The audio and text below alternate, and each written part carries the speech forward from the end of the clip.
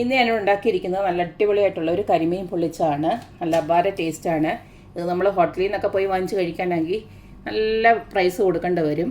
ഇത് നമുക്ക് സിമ്പിളായിട്ട് വീട്ടിൽ തന്നെ ഉണ്ടാക്കിയെടുക്കാം. നല്ല അടിപൊളി ടേസ്റ്റിൽ വീട്ടിൽ തന്നെ ഇതങ്ങോട്ട് ഉണ്ടാക്കിയെടുത്ത് കഴിഞ്ഞാൽ നല്ല ടേസ്റ്റാണ്. അപ്പോൾ നമുക്ക് ഈ ഒരു റെസിപ്പി എങ്ങനെയാണ് ഉണ്ടാക്കുന്നതെന്ന് നോക്കിയിട്ട് വരാം.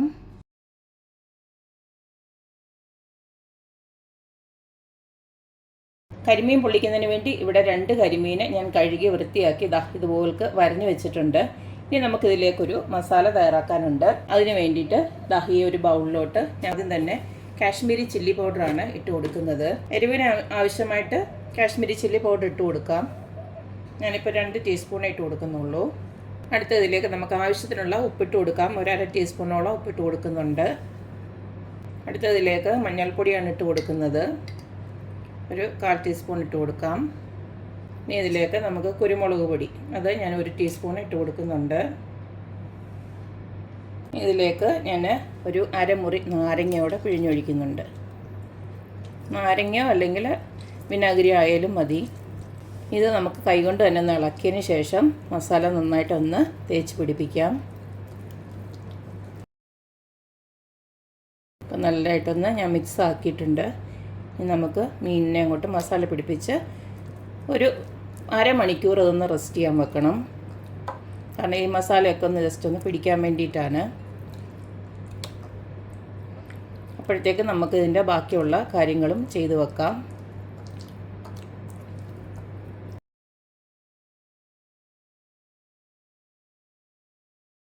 ഇത്രയേ ഉള്ളൂ. ഇതിനെയും ഇവിടെ ഇരിക്കട്ടെ. ഒരു അരമണിക്കൂറിന് ശേഷം നമുക്കിതിനെ ഒന്ന് ഫ്രൈ ചെയ്തെടുക്കാം. അപ്പോൾ നമ്മുടെ ഫിഷൊക്കെ മസാല പുരട്ടി വെച്ചിട്ട് ഒരു അരമണിക്കൂറിന് മേലെ ആയിട്ടുണ്ട്. ഇനി നമുക്ക് അതിലേക്കൊരു മസാല തയ്യാറാക്കാനായിട്ട് ഇതുപോലക്ക് ഞാനൊരു 3 മീഡിയം സൈസ് സവാള ഇതുപോലക്ക് ചെറുതായിട്ട് അരിഞ്ഞ് വെച്ചിട്ടുണ്ട്. പിന്നെ അതുപോലെ തന്നെ ചെറിയ കഷ്ണം ഒരു ഇഞ്ചി അരിഞ്ഞ് വെച്ചിട്ടുണ്ട്. അതുപോലെ തന്നെ ഒരു 4-5 അല്ലി വെളുത്തുള്ളി ഇതുപോലക്ക് നുറുക്കി വെച്ചിട്ടുണ്ട്. പിന്നെ കുറച്ച് കറിവേപ്പിലയും വേണം. അതുപോലെ തന്നെ ഒരു 3-4 പച്ചമുളക് കൂടെ റെഡിയാക്കി വെച്ചേക്കണം. പിന്നെ ഞാൻ മീഡിയം സൈസ് 2 ടൊമാറ്റോ ഇതുപോലൊക്കെ റെഡിയാക്കി വെച്ചിട്ടുണ്ട്. പിന്നെ നമുക്കിതിനകത്ത് വേണ്ടത് തേങ്ങാപ്പാലാണ്. ഞാനിപ്പോൾ തേങ്ങാപ്പാലിൻ്റെ പൊടി ഇങ്ങനെ കലക്കി വെച്ചിരിക്കുകയാണ്. നിങ്ങൾ തേങ്ങാപ്പാലായിട്ട് എടുക്കുകയാണെങ്കിൽ ഒരു കട്ടിയിലൊരു നല്ല കട്ടിയിൽ ഇത്ര ഒരു പാൽ, അതായത് 1 കപ്പ് പാലോളം ഒന്ന് റെഡിയാക്കി എടുത്ത് വെച്ചാൽ മതി. 1-ാം പാൽ 2-ാം പാൽ അങ്ങനെയൊന്നും വേണ്ട. നല്ല കട്ടിക്ക് കുറച്ച് തേങ്ങാപ്പാലാക്കി വെച്ചാൽ മതി. ഇനി നമുക്കിത് ഉണ്ടാക്കാൻ തുടങ്ങാം. ആദ്യം തന്നെ നമ്മുടെ കരിമീനിനെ ഒന്ന് ഫ്രൈ ചെയ്തെടുക്കണം. അതിന് വേണ്ടിയിട്ട് ഇതുപോലൊരു പാന് അടപ്പിലോട്ട് വെച്ചു. ഞാൻ വെളിച്ചെണ്ണയാണ് ഒഴിച്ചു കൊടുക്കുന്നത്. വെളിച്ചെണ്ണ തന്നെ വേണം ഒഴിച്ചു കൊടുക്കാനായിട്ട്. കുറച്ച് ഒഴിച്ചു കൊടുത്താൽ മതി. നമുക്ക് ഡീപ് ഫ്രൈ ഒന്നും വേണ്ട. ഒരു ഷാലോ ഫ്രൈ ചെയ്തെടുത്തേച്ചാൽ മതി. എണ്ണ ചൂടായി വന്നിട്ടുണ്ട്. നമ്മുടെ മസാല പുരട്ടിയ കരിമീനുണ്ടല്ലോ, അങ്ങോട്ട് വെച്ച് കൊടുക്കാം.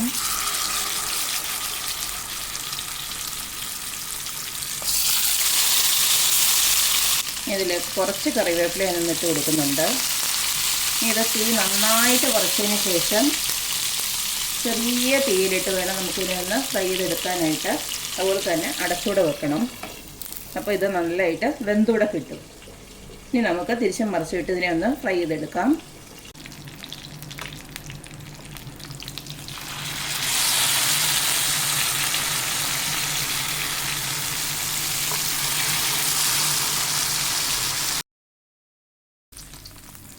മീനൊക്കെ 2 വശവും നന്നായിട്ട് ഫ്രൈ ആയിട്ടൊക്കെ വന്നിട്ടുണ്ട്. ഇത്രയും ഫ്രൈ ചെയ്തില്ലെങ്കിലും കുഴപ്പമൊന്നുമില്ല. ഞാൻ ഇടയ്ക്ക് എന്തിനോ ഒന്ന് പോയതുകൊണ്ട് ഈ ഒരു പരുവത്തിന് ഫ്രൈ ആക്കിയാൽ മതി. ഒരു സൈഡ് ഇത്തിരി എൻ്റെ ഒന്ന് മൊരിഞ്ഞു പോയി. അപ്പോൾ ആ ഒരു പരുവത്തിന് ആക്കിയെടുത്തേച്ചാൽ മതി.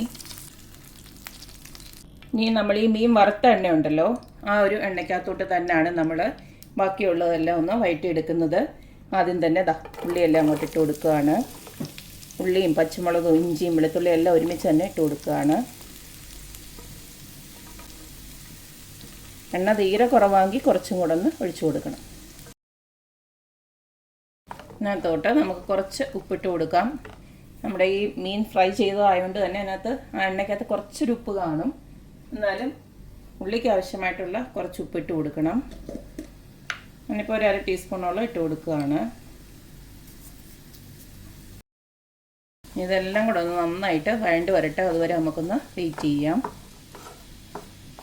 ഉള്ളിയൊക്കെ നന്നായിട്ട് ഇതുപോലൊക്കെ വഴണ്ട് വന്നിട്ടുണ്ട്. ഇനി ഇതിലേക്ക് നമുക്ക് കുറച്ച് പൊടികളൊക്കെ ഒന്ന് ഇട്ട് കൊടുക്കണം. ആദ്യം തന്നെ കുറച്ച് മഞ്ഞൾപ്പൊടി ഇട്ട് കൊടുക്കുകയാണ്. ഒരു 1/4 ടീസ്പൂണിലും കുറവ് മതി. അടുത്തത് ഇട്ട് കൊടുക്കുന്നത് മല്ലിപ്പൊടിയാണ്. 1 ടീസ്പൂൺ ഇട്ട് കൊടുക്കാം. അടുത്തതിലേക്ക് ഇട്ട് കൊടുക്കുന്നത് കുറച്ച് കാശ്മീരി ചില്ലി പൗഡറാണ്. അത് നിങ്ങളുടെ എരിവിന് ആവശ്യമായിട്ടുള്ള രീതിയിൽ ഇട്ട് കൊടുത്താൽ മതി. ഞാനിപ്പോൾ ഒരു 1/2 ടീസ്പൂൺ ഇട്ട് കൊടുക്കുന്നേ ഉള്ളൂ. കുരുമുളക് പൊടിയോടെ വേണമെങ്കിൽ ഈ സമയത്ത് ഇട്ട് കൊടുക്കാം. അപ്പോൾ എല്ലാം കൂടെ എരിവ് കൂടുമെന്ന് വിചാരിച്ചിട്ട് ഞാനത് ഇട്ട് കൊടുക്കുന്നില്ല. പിന്നെ നമ്മൾ ഇതിനകത്ത് ഒന്നെങ്കിൽ ഗരം മസാല നിങ്ങൾക്ക് ഉപയോഗിക്കാം, അല്ലെങ്കിൽ കുറച്ച് മീറ്റ് മസാല, ചിക്കൻ മസാലയോ മീറ്റ് മസാല ഏതാണെന്ന് വെച്ച് കഴിഞ്ഞാൽ അതുകൂടെ 1 ടീസ്പൂണോളം ഒന്ന് ഇട്ട് കൊടുക്കുക. ഇതെല്ലാം കൂടെ ചേർത്തിട്ട് നന്നായിട്ട് ഈ പൊടി ഒന്ന് പച്ചമണം മാറി വരുന്നിടം വരെ ഒന്ന് നമുക്ക് ഇളക്കി കൊടുക്കാം. നമുക്കിതിലേക്ക് നേരത്തെ അരിഞ്ഞു വെച്ചിരിക്കുന്ന തക്കാളി കൂടെ ഇട്ട് കൊടുക്കാം. തക്കാളിയുടെ ചെറുതായിട്ടൊന്ന് വഴണ്ട് വരണം. അതുവരെ ഒന്ന് വെയിറ്റ് ചെയ്യാം. നമുക്ക് വേണമെങ്കിൽ അടച്ചു വെച്ചിട്ടാണെങ്കിൽ ഒരു 5 മിനിറ്റ് ഒന്ന് കുക്ക് ചെയ്തെടുക്കാം. വെള്ളമൊന്നും ഒഴിച്ച് കൊടുക്കണ്ട, കാരണം നമ്മൾ തേങ്ങാപ്പാലാണ് ഇതിനകത്ത് ഒഴിച്ച് കൊടുക്കുന്നത്. ഇതൊന്ന് വെന്ത് വരുന്നിടം വരെ നമുക്കൊന്ന് വെയിറ്റ് ചെയ്യാം. അപ്പം നമ്മളിട്ട് കൊടുത്ത തക്കാളി ഒരു 5 മിനിറ്റൊക്കെ കഴിഞ്ഞപ്പോഴത്തേക്കും ഇതുപോലൊന്ന് വെന്ത് വന്നിട്ടുണ്ട്. ഇനി നമുക്കിതിലേക്ക് ആ തേങ്ങാപ്പാൽ റെഡിയാക്കി വെച്ചിട്ടില്ലേ അതൊന്ന് ഒഴിച്ചു കൊടുക്കാം. ഈ സമയം നമുക്ക് തീ ഒന്ന് നന്നായിട്ട് കുറച്ച് വെക്കാം.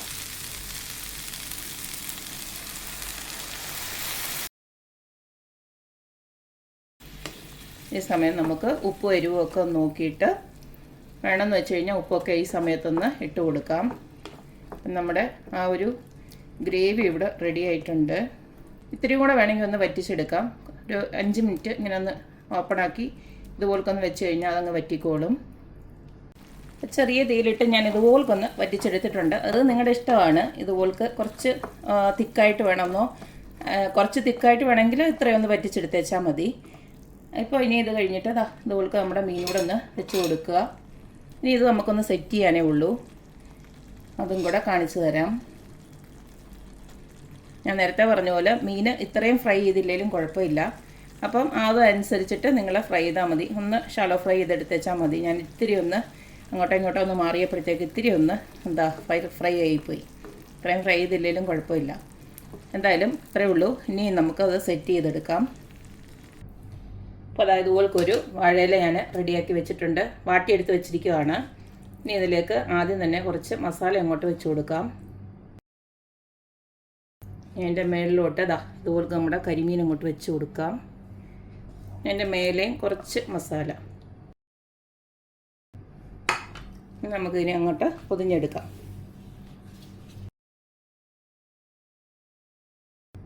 ഞാൻ ആ വാഴയുടെ വള്ളി തന്നെ വെച്ചിട്ട് ഇതുപോലൊന്ന് കെട്ടിക്കൊടുക്കുകയാണ്. ഇനി അടുത്തുകൂടെ നമുക്കൊന്ന് സെറ്റ് ചെയ്ത് വെക്കാം.